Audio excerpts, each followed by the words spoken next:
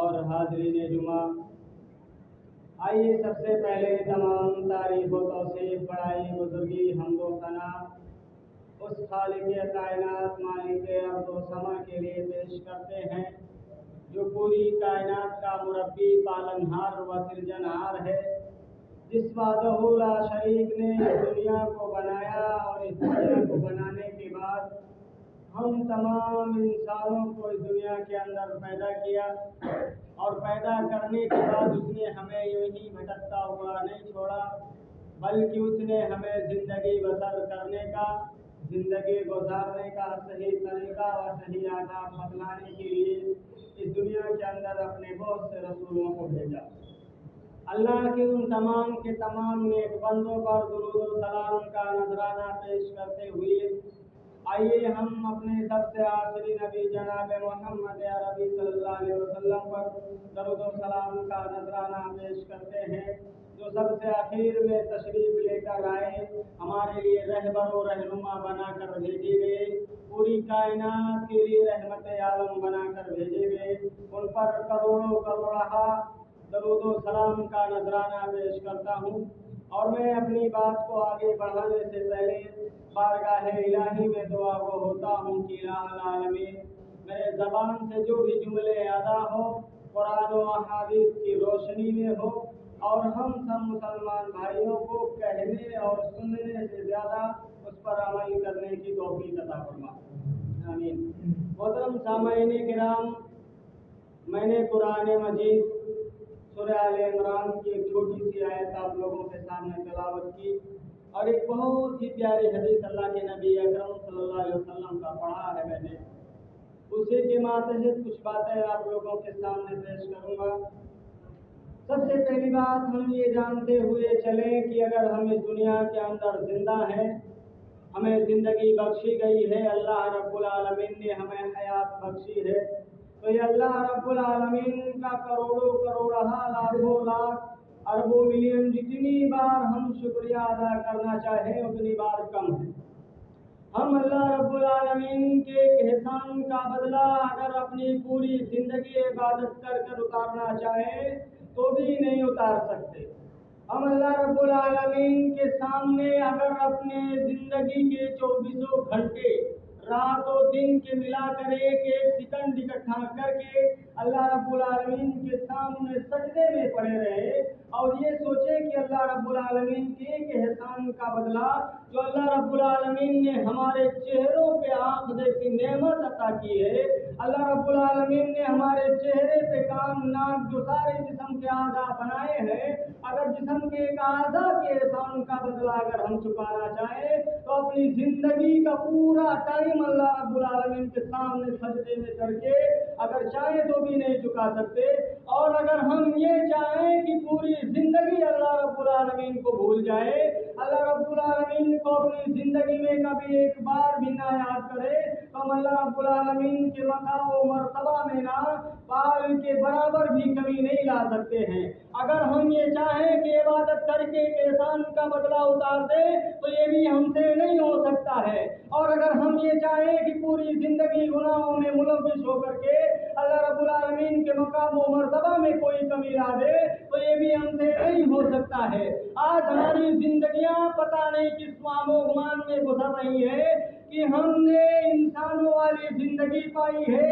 اللہ رب العالمین نے ہمیں اشرف المخلوقات بنا کر، ایسے نبی کا امتی بنا کر اس دنیا کے اندر پیدا کیا جس کے بارے میں قرآن کہتا ہے وَمَا أَرْسَلْنَاكَ إِلَّا رَحْمَةً لِّلْعَالَمِينَ، یہ پوری کائنات کے لیے رحمت عالم بنا کر بھیجے گئے، ایسے نبی کا امتی بنا کر اللہ رب العالمین نے ہمیں اس دنیا کے اندر پیدا کیا ہے۔ آج ہمارا دعویٰ ہے امت محمدیہ کا، آج ہمارا دعویٰ ہے کہ ہم محمد پر ایمان لاتے ہیں۔ ہم دیکھتے چلیں کہ ہمارا کوئی ایک کام ایسا ہو جو محمد کے حکم کے مطابق چلتا ہو، ہم دیکھتے چلیں کہ ہمارا کوئی ایک کام ایسا ہو جو مصطفیٰ جان رحمت کے فرمان کے مطابق چلتا ہو۔ آئیے ہم دیکھتے چلیں کہ ہمارے گھروں میں شادی بیاہ کا موسم آتا ہے، شادی بیاہ کا عالم آتا ہے، ہم دیکھتے چلے کہ ان شادی بیاہ کے رسم و رواجوں میں الٹ پھیر کر کے ہم نے نبی کو کس طریقے سے چھوڑ دیا ہے، ہم نے نبی کو اس طریقے سے بلا دیا ہے۔ ایسا ऐसा लगता है ना कि हमने सिर्फ मोहम्मद को माना है, मोहम्मद की नहीं मानी है। और हकीकत में जो आज हमारा रवैया है ना, आज हम जो रवैया इख्तियार करते हैं ना, वो रवैया देखकर यही पता चलता है, हम जिस रास्ते पर चल रहे हैं वो रास्ता देखकर हमें यही पता चलता है कि हमने सिर्फ मोहम्मद को माना है, हमने मोहम्मद की नहीं मानी है। और जब तक हम मोहम्मद के साथ साथ मोहम्मद की भी नहीं मानेंगे ना, हमारी जिंदगी कभी कामयाबी की दहलीज पर नहीं पहुंच सकती है। अगर हम ये सोचें कि सिर्फ कुरान को मजबूती के साथ पकड़ लें, अहादीस से मतलब नहीं है, और फिर अपनी जिंदगी को कामयाब बनाना चाहे ना, तो ये कुरान में कहीं नहीं लिखा है कि तुम कुरान को पकड़ लो, हदीस को छोड़ दो, तुम्हारी जिंदगी कामयाब हो जाएगी। अगर कुरान में ये बतलाया गया है वइकामत सलात, नमाज को कायम करो, तो कुरान में ये नहीं बताया गया है कि नमाज को किस तरीके से पढ़ना है। अहादीस का जब मुताला करो तब पता चलता है कि हमें नमाज को फला तरीके से पढ़ना है, हमें नमाज को किस तरीके से पढ़ना है। अगर हम दोनों को एक साथ पकड़ेंगे तभी जाकर कामयाब और कामयाब होंगे, वरना अगर हमने सिर्फ कुरान को पकड़ा है, अहादीस को छोड़ा है, हमारी जिंदगी कामयाब और कामयाब नहीं हो सकती। और अगर हमने अहादीस को पकड़ा है, कुरान को छोड़ा है, तब भी हमारी जिंदगी कामयाब और कामयाब नहीं हो सकती। कुछ बातें ऐसी हैं जो कुरान में सिर्फ करने का हुक्म दिया गया है, अहादीस के अंदर उसे तफसीर के साथ बयान किया गया है, और कुछ बातें ऐसी हैं जिसको कुरान के अंदर बयान किया गया है मगर उसको तफसीर के साथ नहीं बल्कि अहादीस का मुताला करो तब पता चलता है कि हाँ, हदीस में बताया गया है कि अल्लाह के नबी ने इन चीज़ों से मना फरमाया है। अभी हमें देख लेना, जो शराब नाम की चीज़, जो बीमारी हमारे अंदर पाई जाती है, हमारे मुसलमान भाई कुछ ऐसे हैं जो शराबों की लत में मुब्तला है, शराबों को पीते हैं। इसके बारे में कुरान यही कहता है कि तुम हराम चीज़ों पर यानी नशावर चीज़ों पर हाथ ना लगाना, नशावर चीज़ों का इस्तेमाल ना करना। अब कुरान ने इतना कह दिया कि तुम नशावर चीज़ों में हाथ ना डालना, नशावर चीज़ों को इस्तेमाल ना करना। अब कौन सी हराम चीज़ें हैं इसको कुरान ने खोज कर नहीं बताया। कुरान के साथ साथ जब हदीस का मुताला करोगे तो उसमें डायरेक्ट अल्लाह के नबी ने कहा है कि शराब पीना हराम है, ज़िना करना हराम है, चोरी करना हराम है, झूठ बोलना हराम है, दूसरे की बदजुबानी करना हराम है, दूसरे की ग़ीबत करना हराम है। यहाँ तक कि हर वो चीज़ अल्लाह के नबी ने हदीस में हराम करार दी है जिससे एक मुसलमान के बोलने से सामने वाले मुसलमान को तकलीफ होती हो। हर ऐसी बात को अल्लाह के नबी ने गलत साबित किया है जिस बात से दूसरे मुसलमान को तकलीफ होती हो। अगर हम ऐसी कोई बात बोले जिससे हमारा मुसलमान भाई तकलीफ में मुब्तला हो जाए तो फिर हमारे लिए ये ना सोचे कि हमारी जिंदगी कामयाब व कामयाब हो रही है, फिर हम ये ना सोचे कि हम जन्नत के मुस्तहिक हो रहे हैं। आज रमजान मुबारक का महीना जो बड़ी अज़मतों वाला, बड़ी बरकतों वाला, बड़ी नेमतों वाला है। कहा जाता है कि इस रमजान मुबारक के महीने में अगर बंदा सच्चे दिल से तौबा कर ले तो अल्लाह रब्बुल आलमीन मुझसे वैसे ही पाक सब पाक कर देता है जैसे एक बच्चा माँ की पेट से बाहर आता है, जब नंगा बदन होता है, गुनाहों से पाक होता है। अगर कोई अल्लाह का बंदा इस रमजान मुबारक के महीने में ना सच्चे दिल से, पाक दिल से, इखलास की नीयत से, अच्छे नीयत से तौबा कर ले अपने गुनाहों से, तो अल्लाह रब्बुल आलमीन उसे वैसे ही पाक व साफ कर देता है जैसे वो माँ के पेट से बाहर आया था। मगर शर्त है अल्लाह रब्बुल आलमीन की नीयत साफ होनी चाहिए, दिल साफ होना चाहिए। रमजान मुबारक का महीना आया, हमने इसको पा लिया, अल्लाह रब्बुल आलमीन ने हमें बख्शा है। ये नेमतों वाला महीना, ये बरकतों वाला महीना, ये अज़मतों वाला महीना अल्लाह रब्बुल आलमीन हमारे बीच लेकर आया है। अल्लाह रब्बुल आलमीन ने हमें इतना खुशनसीब समझा कि ये महीना अल्लाह रब्बुल आलमीन ने हमें अता किया है। अगर ये रमजानुल मुबारक का महीना रफ्ता रफ्ता हमारे बीच से जा रहा है, रमजान मुबारक का महीना आहिस्ता आहिस्ता हमारे दरमियान से निकल रहा है। कुछ लोग तो ऐसे हैं जो जानबूझकर रोज़ों को कज़ा करते हैं, जानबूझकर रोज़ों को छोड़ देते हैं और कहते कि बाद में रोज़ा रख लिया जाएगा। अगर जानबूझकर कोई रोज़ा छोड़ देना फिर वो अपनी पूरी जिंदगी रोज़ा रखता रहे। एक रोज़ा अगर जानबूझकर छोड़ दे और पूरी जिंदगी पे दर पे रोज़े रखता रहे तब भी उसका एक रोज़ा वो मुकम्मल नहीं होता है जो एक रोज़ा जानबूझकर छोड़ता है। इस्लाम ने इतनी सख्ती भी नहीं दिखाई है कि अगर तुम उस काबिल नहीं हो कि तुम रोज़ा रख सको तो इस्लाम ने ये नहीं कहा कि तुमको हर हाल में रखना ही रखना है। अल्लाह रब्बुल आलमीन का जो दीन है, अल्लाह के नबी जिस इस्लाम को लेकर आए, हमारे बीच में फैलाया, आम किया, वो इस्लाम दिखने में बहुत आसान है। ہم اس پر پکڑ لیتے ہیں، اس کو کہتے ہیں اسلام کے ماننے والے، لا الہ الا اللہ محمد رسول اللہ، ہم نے پڑھ لیا، کہتے ہیں کہ ہم بہت بڑے اپنے آپ کو پرہیزگار سمجھنے لگے، ہم اللہ اور اس کے رسول کے مطابق اپنی زندگی گزارتے ہیں، قرآن و حدیث کے مطابق زندگی گزارتے ہیں۔ اگر کلمہ لا الہ الا اللہ کا پڑھ لینا ایک سچے مومن کا وہ ہوتا، اظہار ہوتا، اگر کلمہ لا الہ الا اللہ کا اقرار کر لینا ہی کافی ہوتا نا، تو آج پوری دنیا کے اندر اسلام کا بول بالا ہوتا، آج پوری دنیا کے اندر اسلام کا جھنڈا لہرایا جاتا، آج جگہوں پر مسلمانوں کو مارا جا رہا ہے۔ اگر کلمہ لا الہ الا اللہ کا اقرار کر لینا ہی کافی ہوتا نا، تو آج مسلمانوں کو کہیں ستایا نہیں جا رہا ہوتا، آج مسلمانوں کو گھر سے بے گھر نہیں کیا جا رہا ہوتا، آج مسلمانوں کو ان کے گھر میں ہی رہنے دیا نہیں جا رہا ہے۔ ایسا کبھی نہیں ہوتا اگر کلمہ لا الہ الا اللہ کا اقرار کر لینا ہی کافی ہوتا۔ تو ہم یہ سوچتے ہیں کہ ہم نے کلمہ لا الہ الا اللہ کا اقرار کر لیا، ہم جنت کے دعوے دار ہو گئے، جنت کے حقدار ہو گئے، جنت کے ٹھیکیدار ہو گئے۔ ارے اگر کلمہ لا الہ الا اللہ کا اقرار کر لینا کافی ہوتا نا، تو جنگ بدر میں جو لڑائی ہوئی تھی، اللہ کے نبی سجدے میں نہیں گرتے، اللہ رب العالمین سے رو رو کر دعا نہیں کرتے۔ حضرت ابوبکر صدیق رضی اللہ تعالیٰ عنہ کہتے ہیں، بیان کرتے ہیں کہ میں نے اللہ کے نبی کو دیکھا، جنگ بدر کا میدان ہے، اللہ کے نبی فرشتوں کو دیکھ رہے ہیں کہ فرشتوں کا لشکر جو ہے وہ اسلحے کے ساتھ ہماری مدد کرنے کے لیے اترا ہوا ہے۔ 70,000 فرشتوں کا لشکر آیا تھا جنگ بدر میں مسلمانوں کی مدد کرنے کے لیے۔ آج ہماری مدد کرنے کے لیے ہمارا خاص مسلمان بھائی نہیں کھڑا ہوتا، آج ہمارا چال وہ نہیں رہا، آج ہمارا چلن وہ نہیں رہا، آج ہمارا مزاج وہ نہیں رہا کہ جس کی وجہ سے اللہ رب العالمین ہماری مدد کر دے۔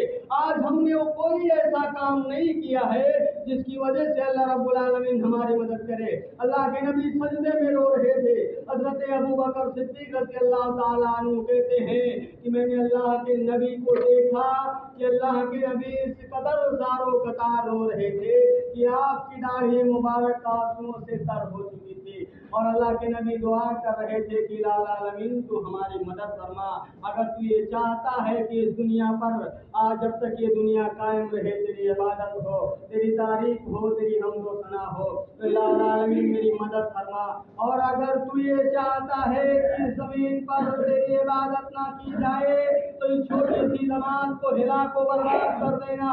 اس وقت مسلمان کتنے تھے؟ 313 تھے، سامنے فوج جو تھی، لشکر جو تھی کافروں کی کتنے تھی؟ 1000 کی تعداد ایک طرف ہے اور 313 ایک طرف ہے، جس میں ضعیف العمر مرد بھی ہے، کم از کم بچہ بھی ہے جس کی عمر 8 سال 9 سال کی ہے، کچھ عورتیں بھی ہیں جن کے بارے میں حدیث نے کھلے طور پر تو بیان نہیں کیا کہ عورتیں بھی تھی جنگ بدر میں، مگر یہ کہا گیا ہے حدیث میں کہ ضعیف العمر یعنی بڑھاپے کی عمر میں رہنے والے کچھ بڈھے، کچھ ضعیف بھی تھے، کچھ نوجوان بھی تھے، کم عمر والے لڑکے بھی تھے۔ 313 میں وہ بھی سب کے پاس اوزار نہیں تھا، سب کے پاس تلواریں نہیں تھی، ان کا ایمان مکمل تھا۔ میرے بھائیوں، آج ہمارا ایمان ویسا نہیں رہا کہ اللہ رب العالمین ہمارے ایمان کے مد مقابل ہماری مدد فرما دے، آج ہمارا ایمان ایسا ایمان نہیں رہا کہ اللہ کے نبی جب سفر معراج سے واپس آئے، حضرت بلال سے کہتے ہیں، مسجد کے اندر گئے اور لوگوں سے کہتے ہیں کہ میرا بلال کہاں ہے، میرے بلال کو بلایا جائے۔ حضرت بلال اٹھ کھڑے ہوتے ہیں، کہتے ہیں اللہ کے نبی میں حاضر ہوں۔ اللہ کے نبی کہتے ہیں کہ اے بلال یہ بتلاؤ کہ تم ایسا کون سا عمل کرتے ہو جس کی وجہ سے میں نے جنت میں تمہارے چلنے کی آہٹ کو سنا ہے، میں نے تمہارے جوتوں کی آواز کو اپنے آگے آگے جنت میں سنا ہے۔ حضرت بلال نے کہا تھا کہ اللہ کے نبی میں کوئی خاص عمل نہیں کرتا ہوں، تو اللہ کے نبی نے کہا تھا کہ اے بلال سچ بتاؤ کون سا وہ عمل ہے تمہارا، تو حضرت بلال نے کہا تھا کہ اللہ کے نبی میں کوئی خاص عمل نہیں کرتا ہوں، ہاں بس میرا ایک عمل یہ ہے کہ میں کبھی بغیر وضو کے نہیں رہتا ہوں، ہمیشہ باوضو رہتا ہوں، اور جب بھی وضو کرتا ہوں 2 رکعت تحیۃ الوضو یعنی 2 رکعت نماز ادا کرتا ہوں، اللہ رب العالمین کا شکریہ ادا کرتا ہوں۔ ایمان ان کا ایمان تھا، حضرت بلال کا ایمان دیکھو ایسا ایمان ہے، وہ وہی بلال ہے جس کو تپتی ریت میں रेतीली जमीन पर नंगे पेट के बल, पीठ के बल लिटा दिया जाता था, सीने पे भारी भरकम पत्थर रख दिया जाता था।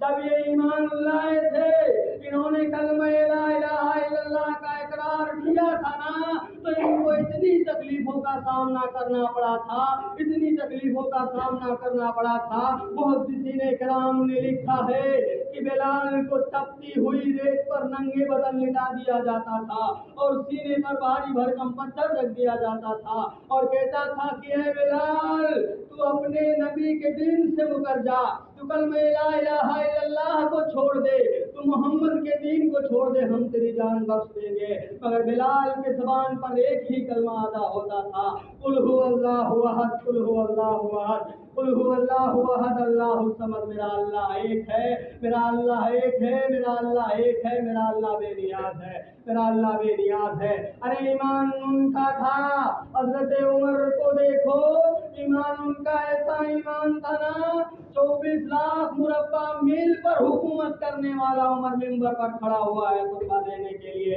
एक नौजवान आता है और कहता है कि ऐ उमर, अभी खुतबा देना शुरू मत कर। किसको कह रहा है? हजरत उमर बिन खत्ताब को, कि जिसको देखकर शैतान भी अपना रास्ता बदल लिया करते थे, जिसको देखकर हवाएं अपना रुख बदल देती थी। ये वही उमर है कि अगर एक दरियाए नील को चिट्ठी लिख देना तो दरियाए नील का पूरा पानी दूसरी तरफ चला जाए। ये वही उमर है कि कहीं पर आग लगी हो, अगर ये आग को बोल दे कि चली जाए यहाँ से, तो ये वही उमर है, आग उधर चली जाएगी। ये वही उमर है जिससे कैसर और किसरा के बादशाह काबा करते थे। 24 लाख मुरब्बा मील पर हुकूमत थी। ऐसा नहीं कि एक चैनपुर जैसा गांव है, छोटा सा एक दीवा बनाया गया तो दीवा पर एक प्रधान हुकूमत करता है, ऐसा नहीं था। एक दो गांव पर उनकी हुकूमत थी। 24 लाख मुरब्बा मील, 24 लाख मुरब्बा मील के फासले तक उनकी हुकूमत थी। एक दो शहर पर नहीं, बल्कि रेगिस्तान से लेकर अफगानिस्तान से लेकर ईरान से इराक तक लेकर फिलिस्तीन तक, यहाँ तक कि जितने मुसलमान शहर हैं सब पर उनकी हुकूमत थी। ऐसे उमर थे, खुतबा देने के लिए मिंबर पर खड़े हुए हैं, जिससे कैसर और किसरा के बादशाह काबा करते थे। मेरे दोस्तों, ये वाकया बड़ा नसीहत भरा वाकया है कि हजरत उमर अभी मिंबर पर खड़े हुए हैं खुतबा देने के लिए। एक नौजवान आता है और कहता है कि ऐ उमर, अभी खुतबा देना शुरू मत कर। हजरत उमर से ज्यादा गुस्सा वाला, हजरत उमर से ज्यादा जलाली कोई साहबी नहीं था। हजरत उमर को बहुत जल्दी गुस्सा आ जाता था, मगर कहाँ पर आता था जहाँ पर दीन का मजाक बनाया जाता था। हजरत उमर मिंबर पर खड़े हुए हैं। हजरत उमर, नौजवान सामने से खड़े होकर कहता है कि ऐ उमर, अभी खुतबा देना शुरू मत कर। हजरत उमर रुक जाते हैं और हजरत उमर ने अपने आप को रोका और कहा कि नौजवान, मतला बात क्या है? उस नौजवान ने कहा कि उमर, पहले तू मेरे सवाल का जवाब दे, फिर खुतबा देना शुरू कर। हजरत उमर ने कहा, बता तेरा सवाल क्या है? हजरत उमर कहते हैं, तेरा सवाल क्या है? तो नौजवान जवाब में क्या कहता है, सुनो जरा ध्यान से सुनना। हजरत उमर से कहता है कि आपके जिस्म पर जो नया कुर्ता आया है, ये कहाँ से आया है? अब अमीरुल मोमिनीन है, खिलाफत है, पीएम है उस दौर का, पूरे शहरों पर बादशाहत करने वाला, उसके जिस्म पर नया कपड़ा आया है। एक नौजवान खड़ा होता है और कहता है कि ऐ उमर, तेरे जिस्म पर नया कुर्ता कहाँ से आया है? हजरत उमर रोने लगते हैं और कहते हैं कि ऐ मेरे बेटे, खड़े हो जाओ और इसको बताओ, अगर मैं बोलूंगा तो लोग कहेंगे कि अपनी सफाई में ये अच्छी बातें बोल रहा है। हजरत उमर के बेटे अब्दुल्ला बिन उमर खड़े हुए और उन्होंने कहा, बैतुल मुकद्दस से चादर को तकसीम किया गया था, उन्हीं चादरों में सबको एक एक चादर मिली थी, मेरे अब्बू जान को भी एक चादर मिली थी, उसी चादर का मेरे अब्बू ने कुर्ता सिलवाया है। हजरत उमर ने कहा कि ऐ नौजवान, अब अगर तेरा दिल मुतमईन हो गया हो, तेरे दिल को सुकून हो गया हो, तो मैं खुतबा देना शुरू करूं। उस नौजवान ने कहा, है उमर, अभी मेरा दिल मुतमईन नहीं है, अभी मेरा दिल सुकून में नहीं है, तू सबसे ज्यादा कुशादा है, सबसे ज्यादा मोटा है, सबसे ज्यादा लंबा है, हट्टा कट्टा है। जब एक चादर में हमारी कमीज नहीं बन सकी तो फिर एक चादर में तेरी कमीज कैसे बन सकती है। हजरत उमर ने फिर अपने बेटे अब्दुल्ला बिन उमर को आवाज लगाई।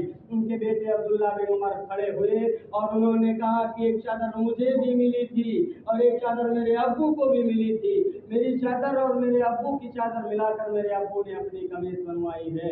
हजरत उमर ने कहा कि ऐ नौजवान, ये बदला कि अब तेरा दिल मुतमईन हो गया, अब तेरे दिल को सुकून है। अगर तेरे दिल को सुकून हो तो मैं खुतबा देना शुरू करूं। वो नौजवान बैठ गया, कहता है कि उमर अब खुतबा देना शुरू कर।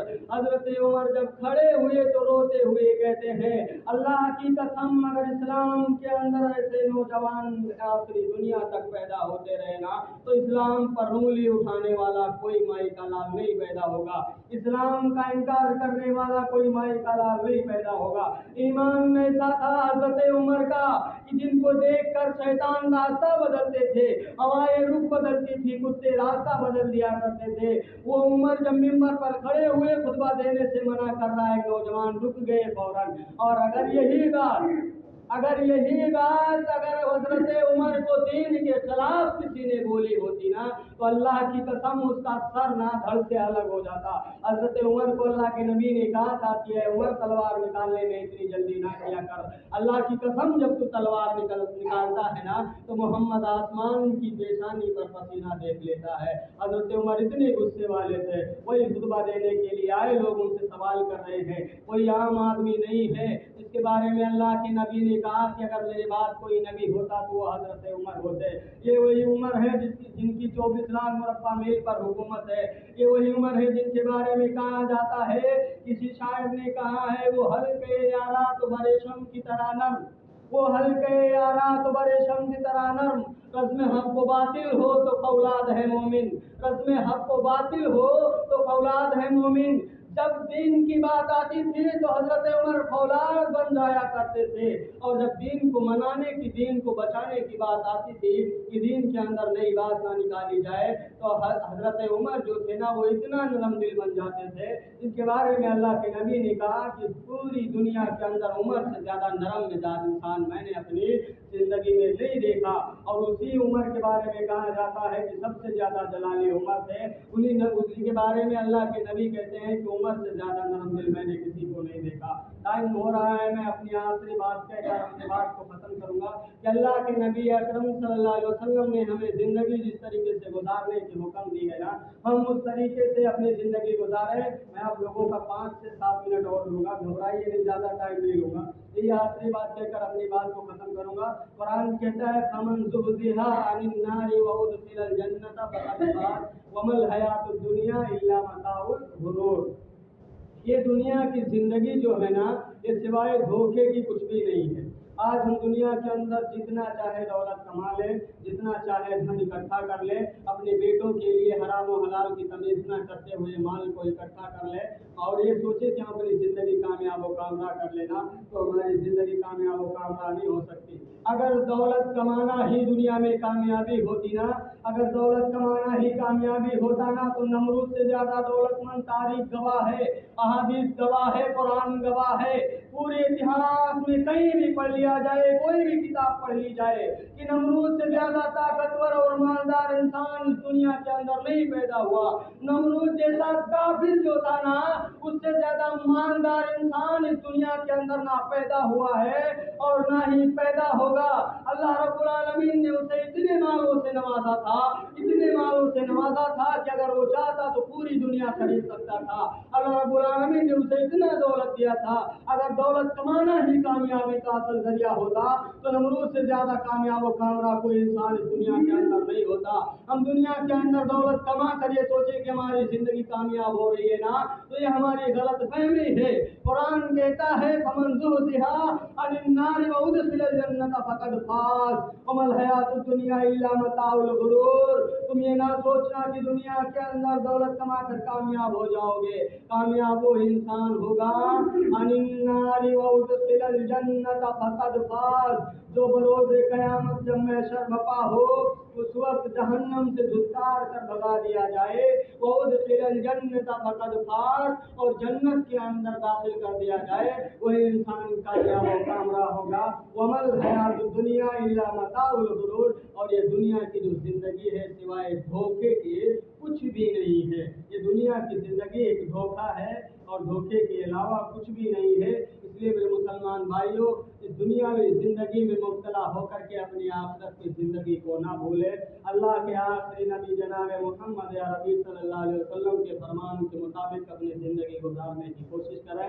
अगर हमारा दावा है उम्मती मोहम्मदिया होने का, तो हम अपने हर काम को शरीयत के मुताबिक करें, अहादीस के मुताबिक करें, कुरान के मुताबिक करें। मैं आखिर में अल्लाह